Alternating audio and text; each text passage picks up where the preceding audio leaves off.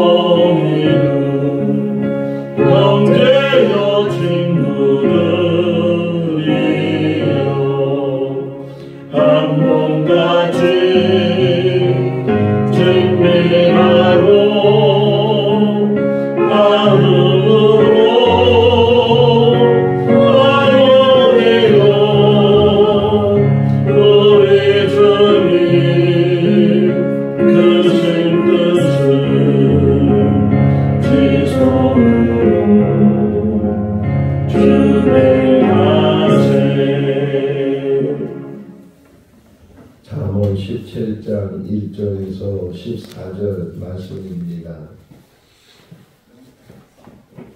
잠언 17장 1절에서 14절 말씀.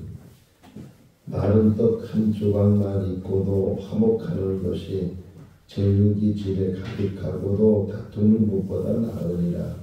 슬기로운 종은 부끄러운 짓을 하는 주인의 아들을 다스리겠고 또 형제들 중에서 유업을 나누어 드리라. 도가니는 은을 풀무는 금을 연단하거니와 여호와는 마음을 연단하시느니라.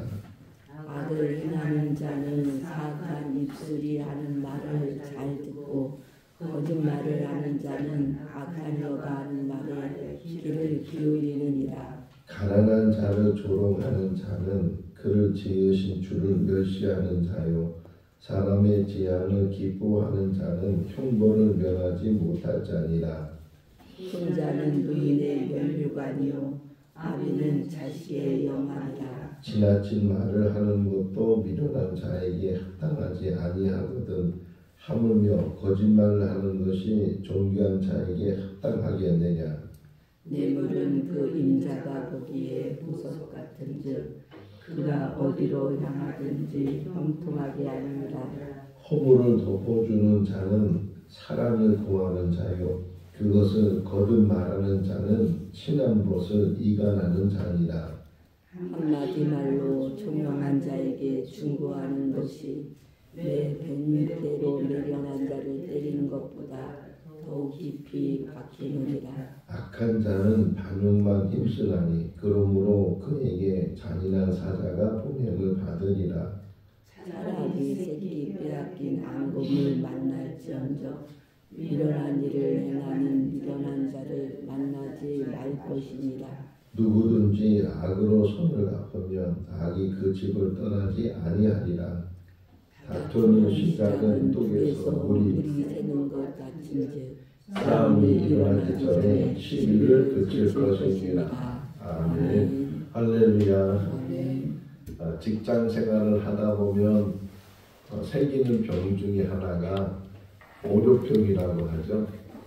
월요일날 출근하는 것이 평일날 출근하는 것보다 더 힘들다고 하는데, 그 이유는 그 전날이 휴일이기 때문에 푹 쉬었다가 다시 일상생활로 돌아가려고 하니까 힘든 그런 시간이 월요병이라고 하는데, 근데 교회 다니는 분들은 주일날도 쉬지 않으니까 거반 월요병이 없다, 그런 말도 이제 하기도 합니다.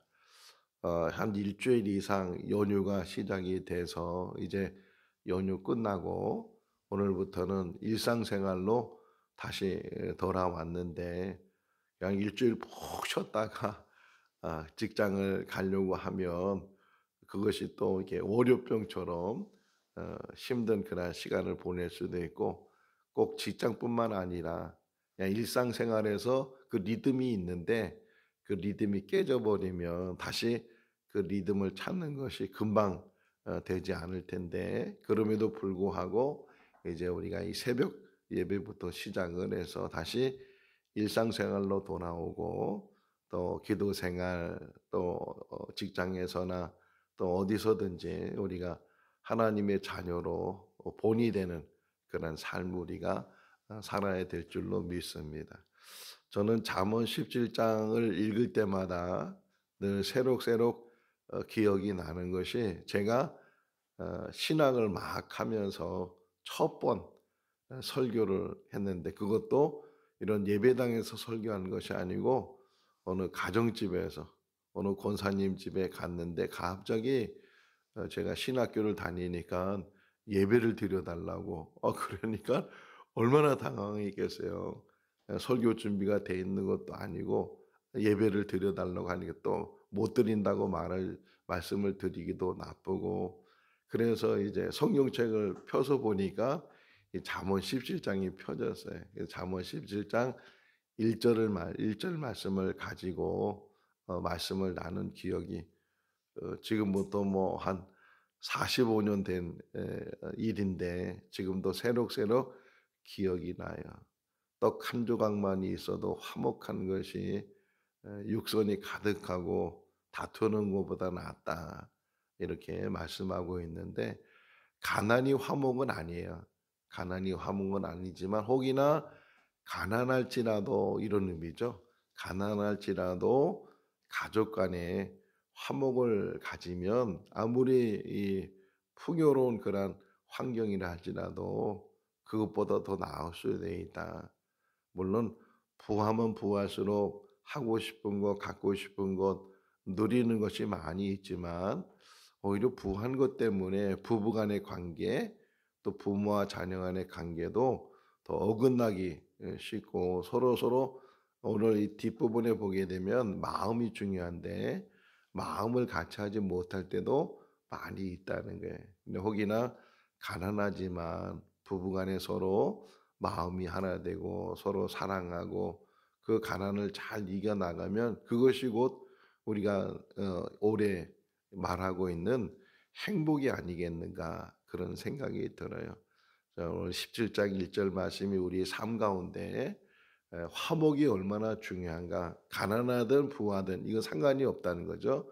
가난하든 부하든 우리가 늘 추구해야 될 일이 화목하는 일이다. 가정 안에서도 그렇고 교회 안에서도 그렇고, 또 우리가 이제 직장 생활을 하거나 또 사회에 머물러 있는 그 자리에서 항상 중심이 되는 것은 화목해야 된다. 오늘 14절까지 읽었는데 14절에 보게 되면 다툼이 결국은 댐을 무너뜨리는 것처럼 시비가 생기기 전에 먼저 그것을 끊어야 다툼도 일어나지 않고 서로 마음 상함도 얻게 된다 하는 것을 우리에게 가르쳐 주고 있어요.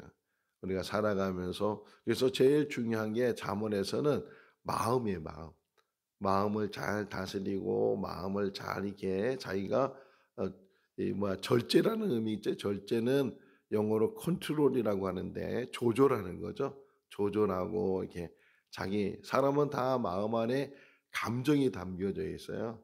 그래서 흔히 철학자들이 인간은 감정의 동물이다 이런 표현도 하게 되는데 우리 안에 있는 이 감정 이런 것들을 잘 다스리지 않으면 사람마다 욱하는 게 있잖아요. 욱하게 되면 그냥 자기도 모르는 사이에 해서는 안 되는 말을 할 때도 있고 해서는 안 되는 행동을 할 때도 있는데 그게 다 마음에서부터 시작이 된다 하는 것을 우리에게 가르쳐 주고 있어요. 올 한 해 2025년도 이제 설이 지나서 정말 새롭게 시작하는데 올 한 해는 우리가 정말 마음을 잘 다스려서 급하게 화를 내지 말고 다 화를 낼 수도 있잖아요. 급하게 화를 내지 말고 그래서 아까 우리 배운 것처럼 조급하게 이런 조급하게 자기 감정을 드러내지 않고 좀 더디게 나중에 할 수만 있으면 안 드러나면 참 좋은데 혹이나 드러나더라도 부부간에도 마찬가지예요. 부부 싸움이 왜 일어나는 거예요? 그 화를 못 참으니까 감정을 못 참으니까 그냥 말로 시작을 하게 돼서 막 서로 큰 갈등을 일으키게 되는데 꼭 부부뿐만 아니라 이 친구 관계도 그렇고 성도 관계도 그렇고 우리가 살아가면서 항상 말에 대한 조심, 행동에 대한 조심. 그러니까 조심만 하면은 그래서 우리가 제 성경에서도 하나님께서 이 아담과 하와에게 제일 먼저 하시는 말씀이 조심해라. 선악과 따먹지 마라. 이렇게 말씀하고 있는 것처럼 우리도 조심할 일들이 참 많이 있다. 그 가운데 가장 조심해야 되는 게 말에 있다 하는 것을 우리에게 가르쳐 주고 있어요. 자, 이게 3절 말씀 읽어 볼까요? 도가니는 은을 풀무는 금을 연단하거니와 여호와는 마음을 연단하시느니라. 연단이 훈련시키는 거예요. 훈련시키고 툭툭 건드려요. 툭툭 건드리면서 내 마음이 어느 정도 성숙되어 있는지 어느 정도 마음을 잘 다스리고 있는지 하는 것들을 우리가 이게 하나님께서 연단시킨다 그러잖아요. 그 연단시키는 훈련을 잘 감당을 하고 누가 시비를 걸어도 이기풍 목사님 또는 김익도 목사님 이야기 가운데 그분들이 다 불량배였거든요. 동네에 주먹질하고 사람들 빼앗고 이랬던 분들이 선교사님들을 만나서 그래서 이제 목사님들이 다 되셨는데 특별히 이 김익도 목사님이 한 번은 이제 회개를 하고 신앙생활을 하니까 시험을 해봤다는 거예요. 그래서 주막에 있는 주막 그 아주머니가 지나가는 김익도 그때는 목사님이 아니죠. 김익도에게 그냥 물을 확 꾸정물을 확 던졌는데 그런데 화를 안 내더라는 거예요. 옛날 같았으면 죽었다고 그러는데 정말 예수 믿고 변하는 것처럼 우리들 다 옛날에 한가닥 했다 할지라도 예수 믿고 나서는 완전히 변화되고 녹아지고 그래서 우리 고린도후서 5장 17절에 있는 말씀처럼 새로운 피조물이 돼서 예수 안에서 새로운 피조물로 옛날에 그 사람이 아니라고 이렇게 이야기 들을 수 있고 인정받을 수 있도록 2025년 지금부터 앞으로 살아가면서 정말 변화되어 있는 그런 삶이 우리 삶이 될 수 있기를. 뭘 연단한다고요? 마음을. 하나님은 마음을 연단하신다. 도가니로 은을 풀무로 금을 연다는. 왜냐면 그게 뭐예요? 불순물을 다 제거하는 거거든요. 그 금강석을 와가지고서 이렇게 풀무 속에 집어넣으면 뜨거운 불에 의해서 다 녹아지고 다 분리되고 순수한 금이 나오는 것처럼 순수한 은이 나오는 것처럼 우리 마음도 하나님이 자꾸만 이렇게 연단하시고 훈련하시고 그렇게 해서 우리 마음을 깨끗한 마음으로 정말 하나님이 보시기에도 귀한 마음으로 어제 잠깐 이게 TV를 보는데 세상에 이런 일이 이렇게 이게 나와서 잠깐 봤어요. 어느 할아버지가 손녀를 그렇게 사랑하는 게 손녀를 너무너무 사랑해서 원래는 아내 때문에 이 목공 일을 시작했는데 목공을 배운 거예요. 아내를 위해서. 근데 손녀가 3살 한 2살 될 때 인형을 만들어 달라고 막 그래서 나무 인형을 만들기 시작한 게 그때 나 어제 보니까 한 8살 됐어요. 5년 동안 그 손녀를 위해서 이게 이 나무로 목공이니까 나무로 뭐 인형을 만들고 다 자동차를 만들고 뭐 자전거를 만들고 다 이게 만드는 게. 근데 요지는 뭐냐면 그 소녀를 위해서 해주는 그 얼굴 표정이 너무 행복한 거예요. 뭐 하나 만들 때 막 3일이 걸리기도 하고 막 그 밤새서 막 그냥 그거를 조립을 하고 만들고 그러는데 그 할아버지의 표정이 너무 행복한 거예요. 아 그걸 보면서 하나님이 우리를 보실 때 얼마나 행복해 하실까. 예? 우리를 위해서 다 주실 수 있잖아요. 너무 사랑하니까 너무 귀하게 여기시니까 그 하나님의 사랑이 막 느껴지더라고요. 2025년 한 해는 정말 하나님이 주고 싶은 대로 다 줄 수 있는 그러한 그릇이 되어 있으면 분명히 하나님께서 채워 주실 줄로 믿습니다. 그러니까 시험한다 그러죠. 예, 창세기 22장에 시험하는 것은 넘어뜨리려고 무너뜨리려고 빼앗으려고 시험하는 것이 아니고 그를 세워주려고 인정해 주려고 아브라함을 시험하셔서 이제야 네가 나를 경외하는 줄 알았다 이렇게 하나님이 말씀하시는 것처럼 이제야 정말 네가 나를 사랑하고 나만 바라보고 나만 의지하고 그런 인정을 받는 그런 삶이 우리 삶이 될 수 있기를 바랍니다. 9절이에요. 9절 읽어볼까요? 허물을 덮어주는 자는 사랑을 구하는 자요 친한 벗을 이간하는 자니라. 그래. 우리는 우리 자신의 얼굴을 또 우리 자신의 모습을 또 우리 자신을 잘 보지 못하지만 상대방에 대해서는 다른 사람에 대해서는 너무 잘 보고 특별히 이렇게 허물 같은 거 잘못하는 일들 이게 너무 잘 보이는 거예요. 이게 주님도 말씀하시잖아요. 다른 사람 눈에 있는 티끌을 보지 말고 자기 눈에 있는 들보를 보라 이렇게 말씀하고 있는 것처럼 티끌은 얼마나 작아요. 그런 것도 보인다는 게 그러니까 남의 허물이나 남의 잘못하는 부분들 이런 부분들이 늘 잘 보이지만 봤다고 해서 안다고 해서 그것을 계속 드러내거나 들춰내거나 계속 거듭해서 말하거나 그러지 말라는 거. 오히려 덮어주는 것. 알면서도 모르는 척 해주고 들었는데 못 들은 척 해주고 보았는데 못 본 척 해주고 그래서 눈 감아주고 이렇게 하는 일들이 참 귀하다. 제가 목회하면서 이게 여러 사람들로부터 이야기를 듣잖아요. 사람이라는 게 들으면 선입견이 생기거든요. 선입견이 생기면 그 사람이 그렇게 보여지게 되고 그 말이 그 사람과 이렇게 겹쳐지는 그런 일들이 일어나게 되는데 한 번은 어떤 다른 지역에서 사람이 찾아와서 아무개가 어떻다고 막 그냥 막 퍼붓더라고요. 막 퍼붓고. 근데 그분에 대해서 내가 잘은 알지 못하지만 그래도 막 들으니까 선입견이 생겼단 말이에요. 그런데도 불구하고 그 말을 안 들은 것으로 모르는 것으로 그리고서 그냥 지나갔어요. 이제 잊어버리자. 잊어버리고 그리고 전혀 편견을 갖지 않고 선입견을 갖지 않고 그분을 이렇게 늘 대하고 같이 근데 정말 좋은 교회 일꾼이 돼서 얼마나 잘 일하는지 몰라요. 그때 왜 당신이 그랬냐고 따져보고 이게 진짜냐 가짜냐 막 이래가지고서 추궁하고 막 그랬다면 거기에 또 시험이 들어가지고서 결국은 신앙을 잃었을 텐데 그냥 덮어주고 기다려주고 다 사람마다 흠이 있고 부족함이 있잖아요.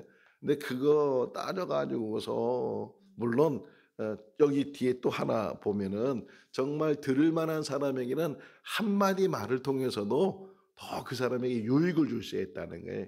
근데 그 들을 만한 그릇이 못 되거나 또는 그런 말을 함부로 해서 오히려 그것이 득이 돼야 되는데 독이 되는 경우가 있단 말이에요. 그러니까 득이 되는 일들인지 독이 되는 일들인지 잘 받을 수 있는 사람인지 또 내가 그 말을 해도 되는 일인지 이런 것들을 잘 신중하게 우리가 해야 되고 무엇보다도 덮어주는 사랑이 중요해요.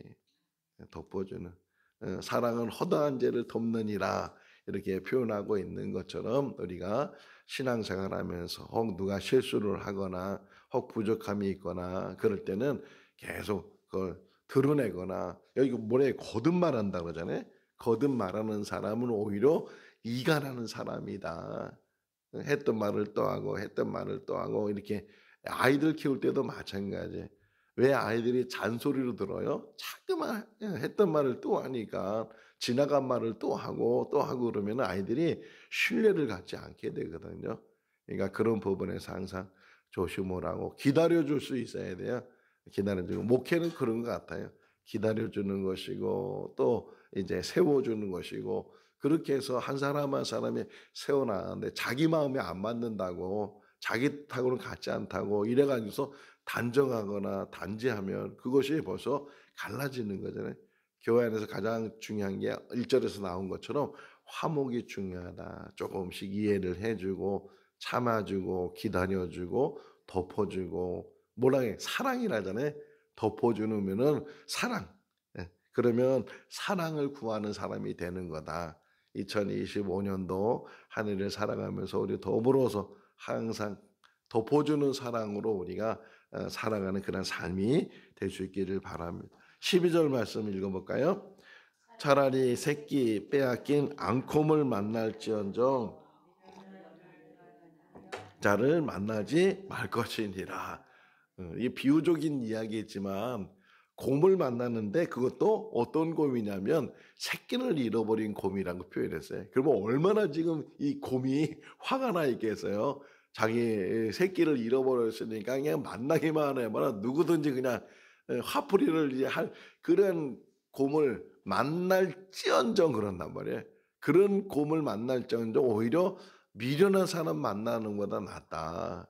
그러니까 미련한 사람 만나는 것이 얼마나 이 나쁜 일인가 하는 것들을 이야기를 해주고 있거든요. 그러니까 이 안에는 몇 가지 이제 의미들도 있는데 그 중에 하나가 뭐냐면 내가 만나는 사람이 어떤 사람인가. 만나는 사람에 의해서 영향력이 끼쳐지게 되고 내가 많은 영향을 받거든요. 할 수만 있다면 지혜로운 사람을 만나고 할 수만 있다면 정말 하나님을 잘 경외하는 사람, 신앙생활에 본이 되는 사람 이런 사람들을 잘 만나야 되고 더 중요한 것은 자신이 그런 사람이 되라는 거예요. 그러면 그런 사람이 되면 누구든지 만나도 상관이 없다는 거죠. 바로 우리의 모델이 예수님이란 말이에요. 예수님이 누구를 만나도 아무 상관이 없잖아요. 뭐 바리새인을 만나든 세리를 만나든 부자를 만나든 가난한 사람 만나든 예수님은 전혀 꺼림이 없어요. 왜? 그분 스스로가 영향력을 끼치고 그분 스스로가 바로 서 있으니까. 그러지 못하면 영향을 받는다는 게 오히려 미련한 사람 만나서 그 미련함의 영향을 받느니 차라리 새끼를 이제 잃어버린 빼앗긴 앙콤을 만나는 게 더 낫다 이런 표현을 할 정도로 그만큼 우리가 누구를 만나느냐가 참 중요해요. 올 한 해 동안에 우리가 만나는 모든 사람들이 제일 중요한 건 내가 좋은 영향력을 끼치는 것이고 아니면 좋은 영향력을 끼치는 사람과 가까이 하면서 그 사람이 본을 보여주는 그 본으로 우리가 신앙생활을 잘 하게 되면 정말 자신도 모르게 변화돼. 예, 우리의 모습이 작년의 모습과 올해의 모습, 올해와 내년의 모습 이런 모습들이 점점 성숙되는 모습으로 변화돼서 우리가 좋은 영향력을 큰 거목이 중요한 거는 이 그늘을 이제 주고 거기에 쉼을 주는 것처럼 겨자씨 하나 작은 것이 큰 나무처럼 커지는 것처럼 우리도 우리가 이 땅에 살아가는 동안에 정말 좋은 영향을 줘서 우리 저분처럼 우리도 신앙생활하자. 저분을 본받자. 그런 말을 들을 수 있는 우리가 되면 참 좋겠다 생각이 되고 아까 14절 읽어본 것처럼 이 다툼이 일어나는 것은 꼭 뚝이 무너지는 것처럼 그런 일이 일어나는데 싸움이 일어나기 전에 아예 시비를 하지 마라. 싸움이 일어날 때 부부간의 관계에도 그렇잖아요.